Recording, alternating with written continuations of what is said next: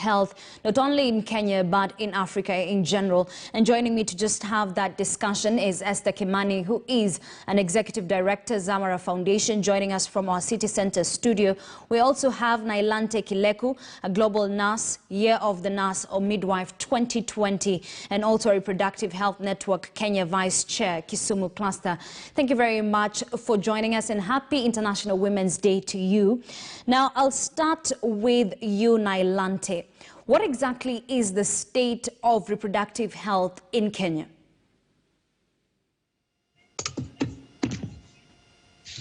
Thank you very much for having me around. And I can tell you for sure, with the COVID-19 pandemic with us here, the sexual reproductive health issues or impact has been felt.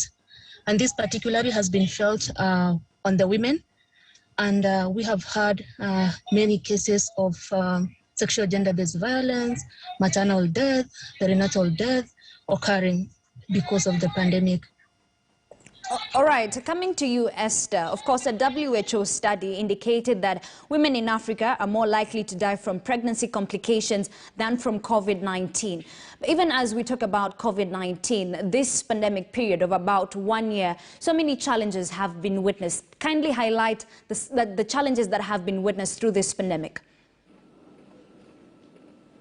Okay, thank you very much, Ashley. I think for me, what I can say is that some of the challenges that have been highlighted and women have experienced are issues around unsafe abortion complication. As you have already indicated that, with the global gag rule for a long time, access to safe and legal abortion for facilities was not available. So you find that for girls that have already decided that they're going to have an abortion, either it's for rape, they're not able to access those services. The other issue that we've actually really seen, and we've dubbed it a shadow pandemic, is gender-based violence, domestic violence, and intimate partner violence. You find that where people actually felt that they are safe at home, but it's the same place where now we found that so many girls and young women are being assaulted, and so many, of course, women were being battered at home. And also maybe just to also highlight the other big challenge that you also see for girls was the fact that when school closed, the access to sanitary towels, just menstruation health hygiene, was not there, because some of the girls used to get these services in school. So you find that with all the COVID measures at home, then, with also the challenges of the fact that at home some parents also lost their jobs, you find that parents are at a really precarious situation where they think of, should I buy actually basic basic needs for the family, or should I actually buy the sanitary towels? And that really has put girls at a really precarious situation where you find that then men and boys take advantage of them. And then, of course, the major one that we've also seen, all of them are really huge issues for women. And I feel like it's 2021, we should not be grappling with these issues, are issues around teenage pregnancies.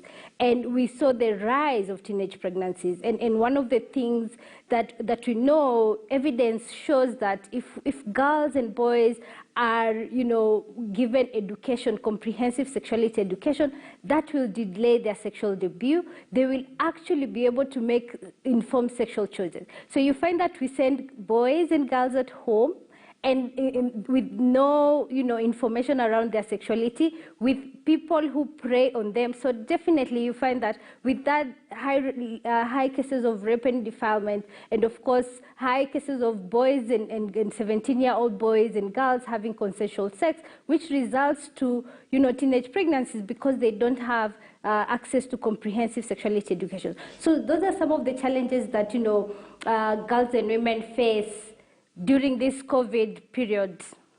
All right, Esther. Now I'll stay with you. Now, when you talk about reproductive health, issues of family planning, issues of maternal health are all under that. Now, I want us to start with family planning. Of course, I know we've made strides, but even as we have made these strides, there's so much that needs to be done. I'll start with the fact that nowadays we see women and even ladies, young ladies, misuse issues such as contraceptive intake. Talk to us about that. there is still an unmet need for contraceptives. And why? Because there's a lot of stigma when you talk about contraceptives. People actually just, even the word, when you use the word family planning, really, for me, I already say that's already a stigma. You imagine a young mother who is, for example, 21-year-old, or even before she got being a mother, how can then she start going asking for contraceptives? Because we've already named it that you need to have contraceptives when you're planning families. Maybe some of them are not planning families. So because of the fact that there is that stigma around contraceptives, young women and girls feel the fear to go to work in a health center to go and actually demand for contraceptives because there's that fear. Of course, and then within the COVID period, that already was exacerbated by the pandemic, because then you find that we all feared going to the hospitals because we were wondering, okay, will I get COVID? And what if I get COVID? So that one really hindered some of the girls and young women to actually go and access contraceptives. So I feel like the way we actually have framed family planning usage and contraceptives usage in Kenya is one of actually the major leading cause of the low uptake of contraceptives. Because we know when women access contraceptives, they'll plan their family better. Yes, and girls and boys are able to actually make informed choices around their sexuality because they actually take that control of their bodies. So I would say is actually how we framed it, how we actually just even do awareness raising around it, and the fact that we are not really packaging it in a way that then everyone, women and girls can actually feel safe to go and access contraceptives. And then maybe one last issue I will say is in terms of even dealing with the side effects of these contraceptives. We know that there's contraceptives such as the Provera that has many other effects. So you find that if that is the only contraceptive that is there within the health facility, then you find that then women shy away from actually getting a contraceptive that already has its effect.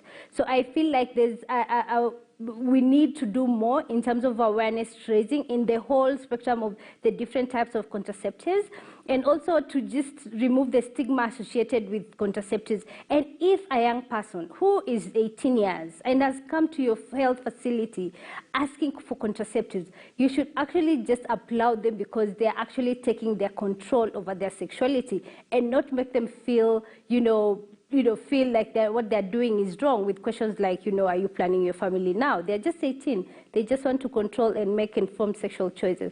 So I feel like it's in how we actually speak about it, it's in how we raise awareness around it, and it's in how we, us as a country and even as medical practitioners, are able to actually ensure that women know the different types of family planning and that they are able to actually take the, if they cannot take the Provera, then it's fine. They can actually go for tubulation or everyday pill. Yeah, thank you, Ashley. All right, Esther, stay with me. I want us to take a short break. But of course, when we come back, we still continue with this conversation. And as you've mentioned, there is low intake of contraceptives. But let's not forget about the issue of morning after pills, which tend to be overused. We'll be having this conversation after this short break. I leave you with Destination Africa.